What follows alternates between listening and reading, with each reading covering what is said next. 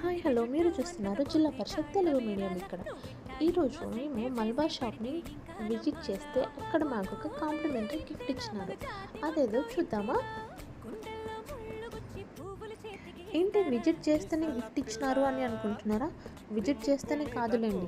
కొంచెం తగ్గాలి పిల్ల వేషాలు చాలే నువ్వు కాక పడితే కరిగేటంత సీనే లేదులే మిసాల పిల్ల